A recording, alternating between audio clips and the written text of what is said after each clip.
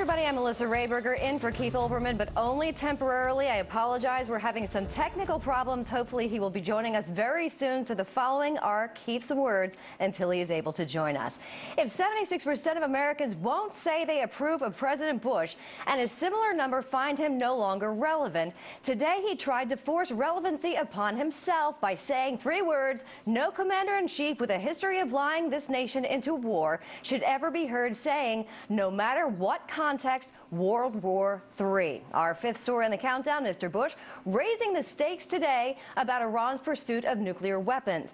Calling a news conference at the White House this morning at a time when he himself has never been more unpopular.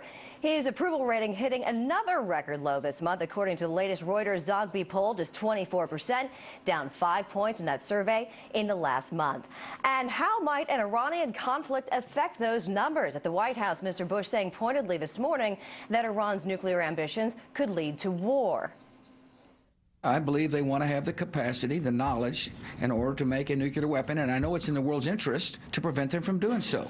I believe that the Iranian, if Iran had a nuclear weapon, it would be a dangerous threat to world peace. It would, we got a leader in Iran who has announced that he wants to destroy Israel. So I've told people that if you're interested in avoiding World War III, it seems like you ought to be interested in preventing them from having the knowledge necessary to make a nuclear weapon. Our thanks to Melissa Rayberger, and our apologies for the unforgivable technical problems here tonight. Mr. Bush there giving himself all the latitude he wants to deal with Iran, but when it comes to the vote passed in the Turkish parliament today to approve sending troops across the Turkish border to go after Kurdish rebels in Iraq, well, that would not be prudent. But that there's a better way to deal with the issue than having the Turks send massive troops into the country. Yeah, because obviously after the 160,000 massive troops Mr. Bush sent into Iraq, we've proved we're the only ones who can do something like that responsibly.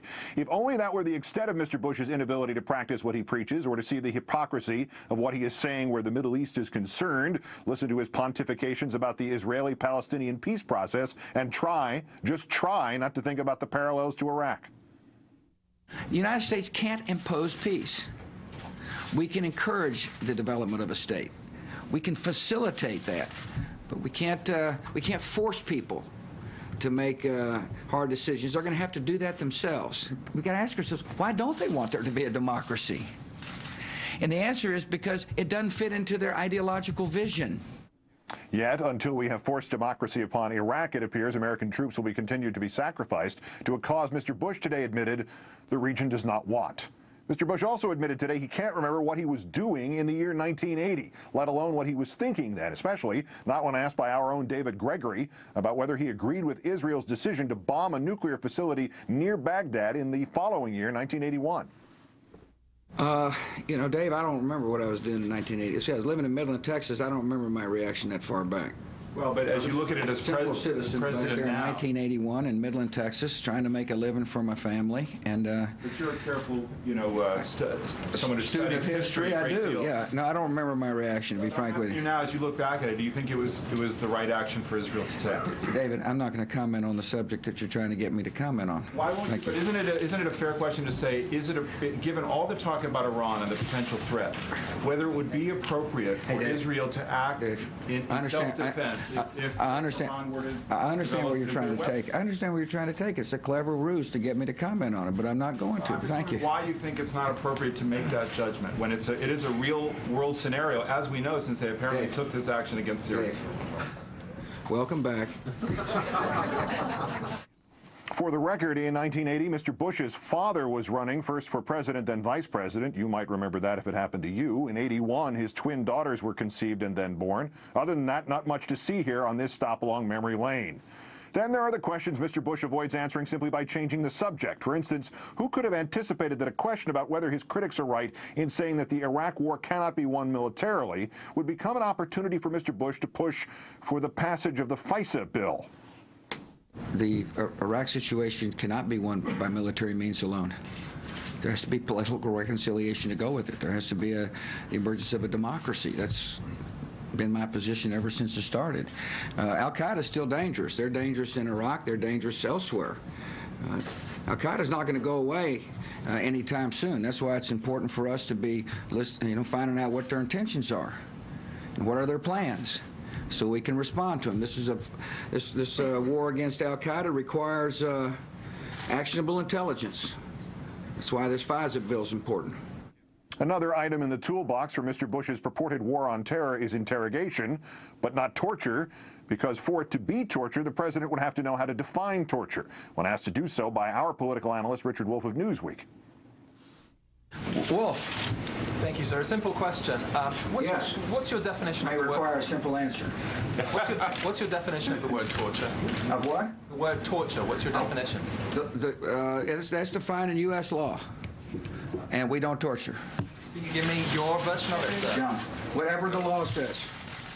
That would be U.S. laws written by the Bush administration, not international laws dictated by the, say, Geneva Conventions. And just to round out the hat trick, Third World War, international relations, domestic policy, Mr. Bush attempting to justify his veto of the S-chip children's health care legislation, all vetoes in general, really, by explaining that he needs to exercise his veto power in order to remain relevant.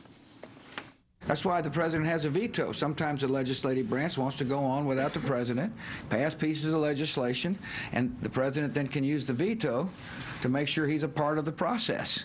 And that's, as you know, I fully intend to do. I want to make sure, and that's why when I tell you I'm going to sprint to the finish and finish this job strong, that's one way to ensure that I am relevant. That's one way to ensure that I am in the process, and I intend to use the veto. If it strikes you as strange that a lame duck president would even touch upon the topic of relevancy, well, you'd have good company. You talked about sprinting to the finish, and then you also just a moment ago sounded a bit resigned to the fact that if legislators don't move bills, there's not much you can do to it. So, well, I'm doing it right now. See, that's not to interrupt you, but it's called the bully pulpit. And I hope to get you, I was trying to get your attention focused on the fact that major pieces of legislation aren't moving, and those that are at a snail's pace. And I hope I did that. I hope I was able to accomplish that. More veterans, sir? Well, do you, go ahead, he answers the question. Do you feel as if you're losing leverage and that you're becoming increasingly irrelevant? And what can you do about that to quite the contrary. I've never felt more engaged and more capable of helping people recognize, American people recognize, that there's a lot of unfinished business. And I'm really looking forward to the next 15 months. I'm looking forward to getting some things done for the American people. And if it doesn't get done, I'm looking forward to reminding people as to why it's not getting done.